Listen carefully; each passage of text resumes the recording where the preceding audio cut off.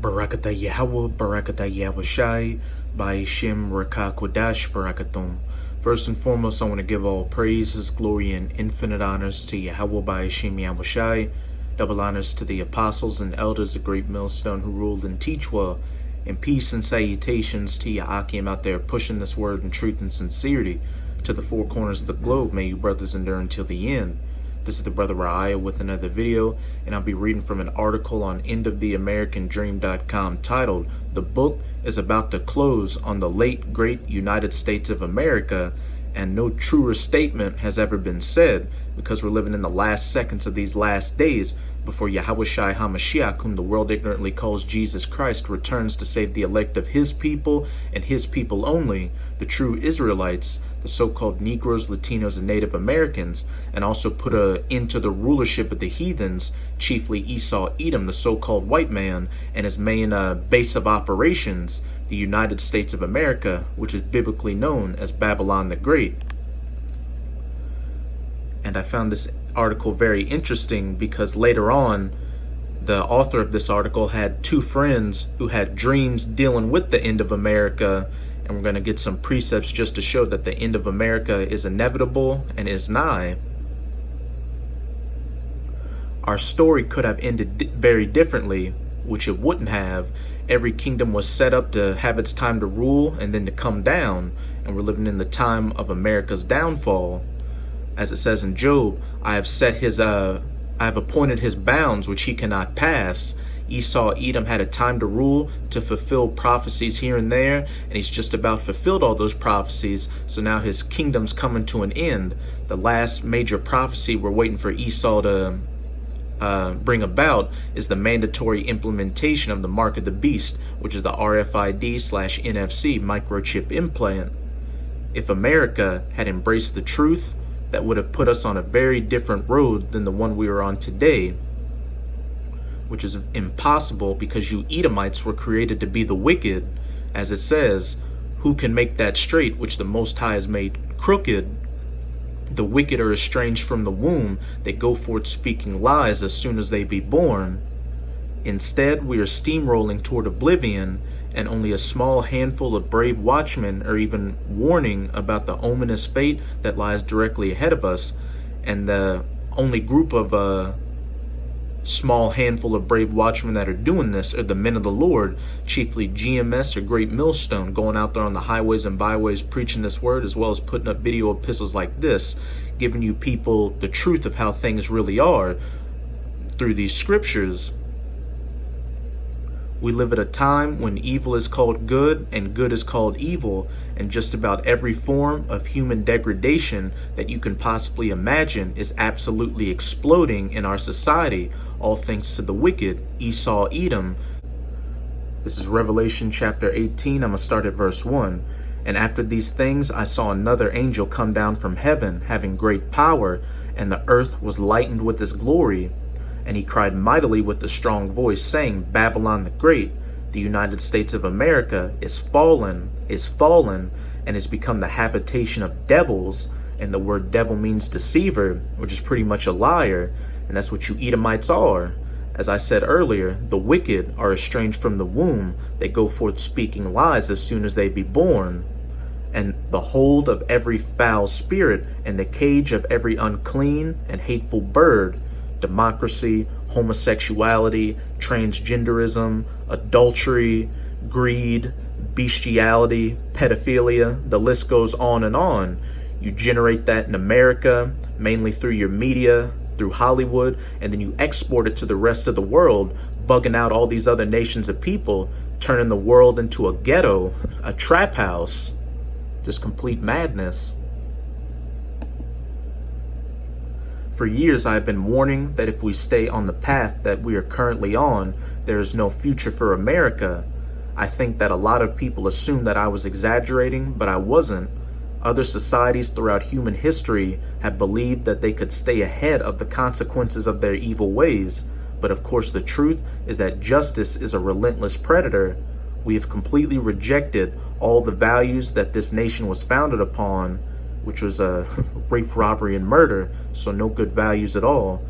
We've embraced wickedness on an industrial scale, and the blood of millions upon millions of our victims cries out to us from the ground. First and foremost, the hundreds of millions of Israelites, or so-called Negroes, Latinos, and Native Americans that you Edomites have butchered throughout history. And those that would dare to warn us to turn from our evil ways are some of the most hated members of our entire society.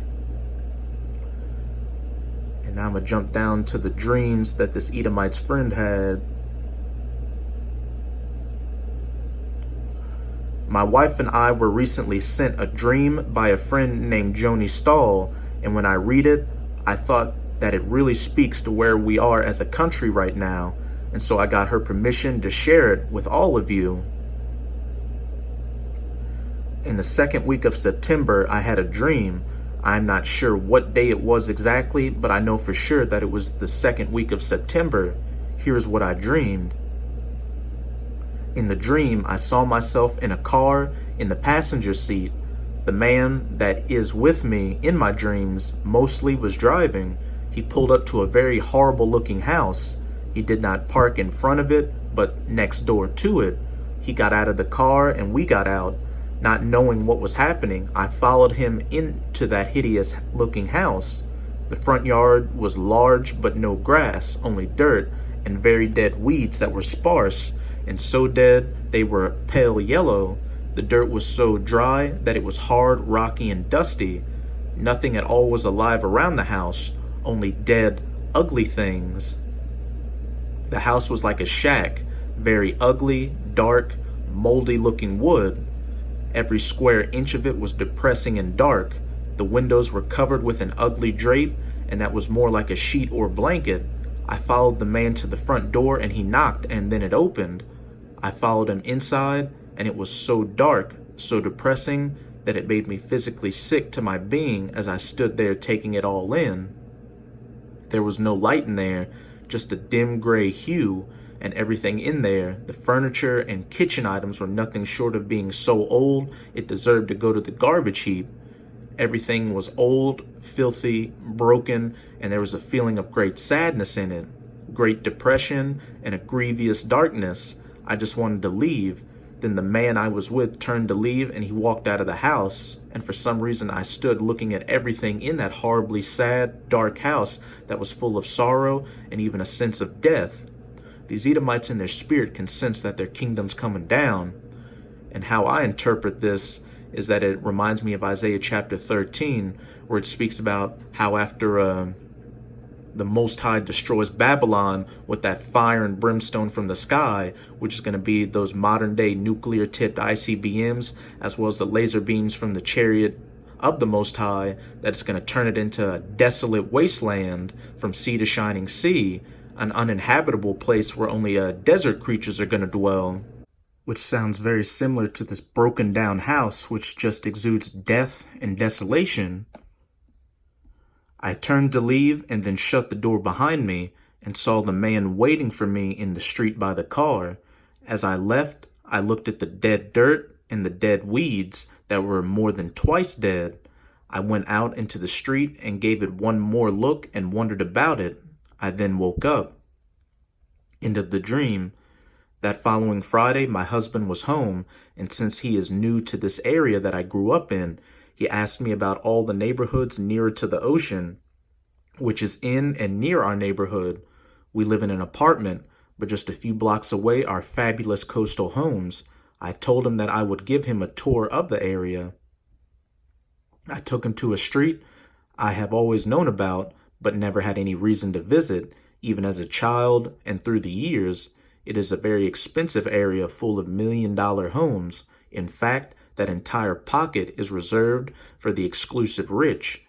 But I thought I would let him see it. As we turned down the street and driving very slowly to take in the beauty of the magnificent homes and views, I could not believe my eyes. I yelled out, "Stop the car!" My husband stopped the car, and there it was, that house I dreamed about. I was in awe because it was exactly as I had seen it in my dreams, to the very detail, even the depressing, shabby sheet as a curtain in the window. So this lady pretty much had a premonition, and it's not unheard of for the Most High to give these heathen nations visions. An example of that is Balaam in the book of Numbers, when he had a vision on how Israel would be on top and related to King Balak. I was speechless. My husband said, What? I said, Jonathan, you see that house? I just dreamed of that house a few nights ago, and it is exactly as I saw it, to every inch of detail. He said, Whoa, look at the address. It is 2020, and 2020 is looking to be a very exciting year. There could be the economic collapse, World War III, the mandatory implementation of the mark of the beast, the microchip implant, you name it. And while we don't put a date on when this destruction is going to come, at the very least, expect these end times prophecies to only increase and these people to bug out more and more out here. We both sat there staring at it as it was sandwiched in between the most gorgeous homes you can imagine, and I wondered about it because I have never seen it before in my life. It was such a vivid picture of what I believed the Most High was showing me what this next year is going to be. I did not sense at all that it was personal either, but a view of what is to come. That horrible house, embedded between all the gorgeous, stellar homes, I believe represented this coming year, as I said. The imagery and feelings and what I saw speak to it. I'm going to skip this second dream. It's not as vivid as the first dream, so if any of you Akim want to read it, feel free to go to this article. But now I'm going to get into some further precepts. While these Edomites are having dreams that America's going to come to an end, through the scriptures, it definitively states that America, Babylon the Great, is going to come to an end. This is Isaiah 47. I'm going to start at verse 1. Come down and sit in the dust, O virgin daughter of Babylon, Babylon the Great, Mystery Babylon, the United States of America. Sit on the ground. There is no throne, O daughter of the Chaldeans, for thou shalt no more be called tender and delicate. Take the millstones and grind meal, uncover thy locks, make bare the leg, uncover the thigh, pass over the rivers.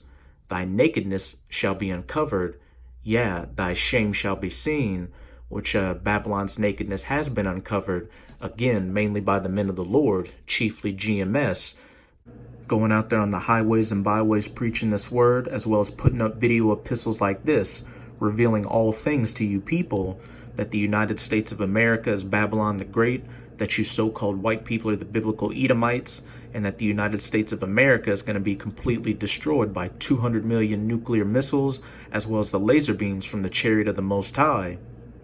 And also, you've got these Edomite whistleblowers like Edward Snowden, Chelsea Manning, or these YouTube users like Dabu7 also revealing the dirty dealings of the United States of America.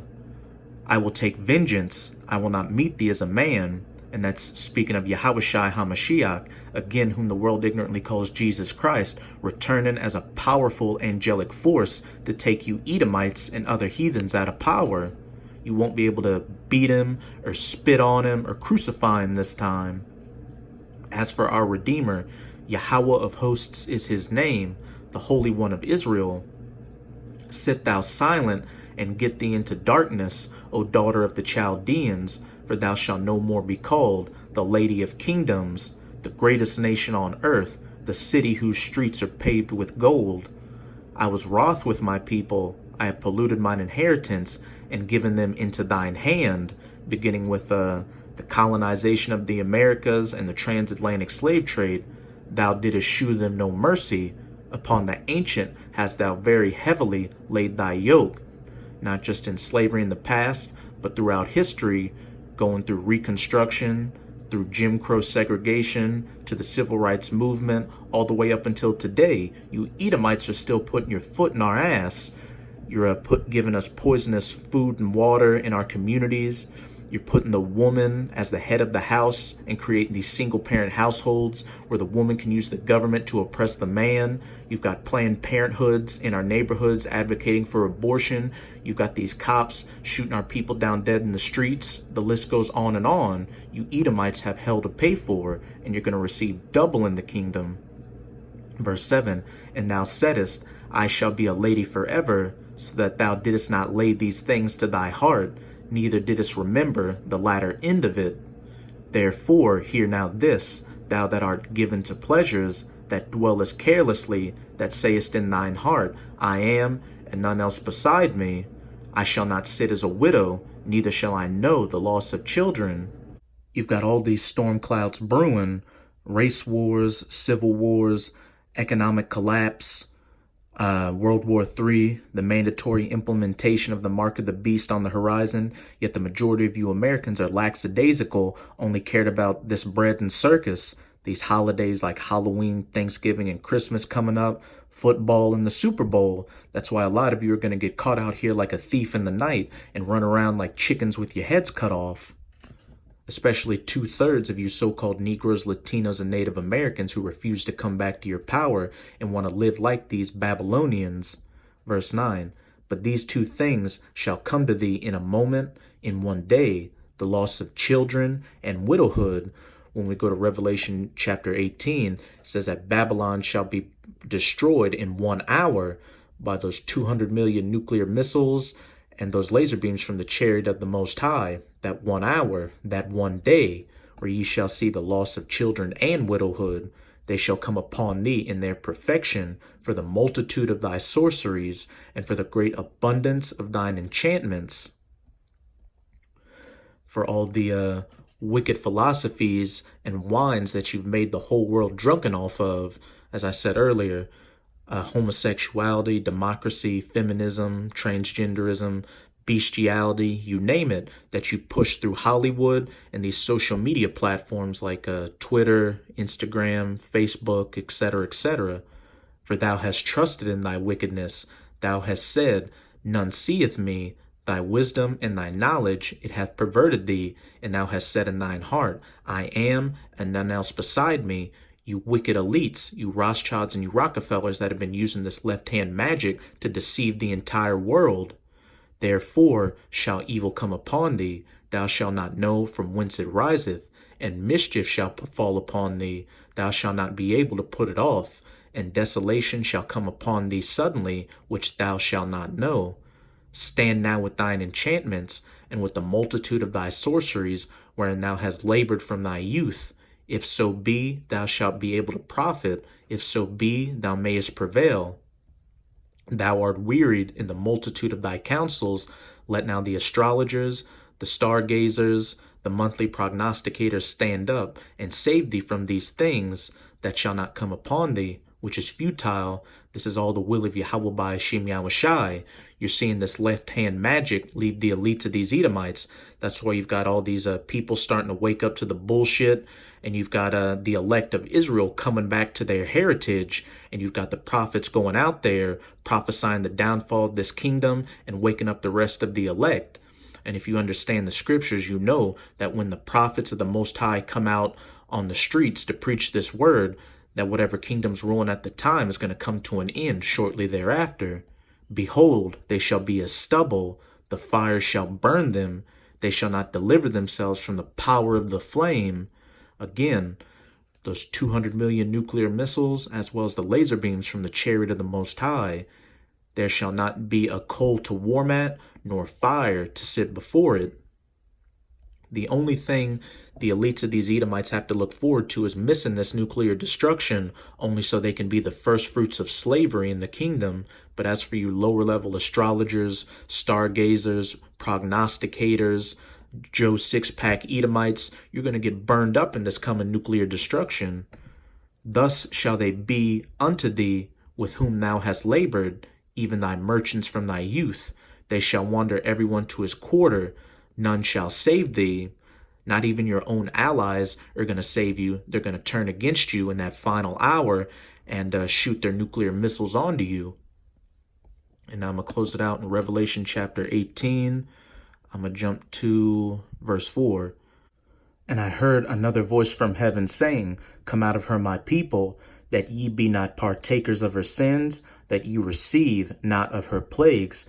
And this is twofold. On the one hand, it's talking about the elect being beamed up on the chariot. And on the other hand, it's talking about how you Israelites need to come out of the philosophies or the wines of this kingdom Babylon, come out from being a so-called Negro, Latino, or Native American, following the customs of this country, like Halloween, Christmas, Thanksgiving, calling yourself a red-blooded American, being a Christian, you name it. For her sins have reached unto heaven, and the Most High hath remembered her iniquities, back in that article.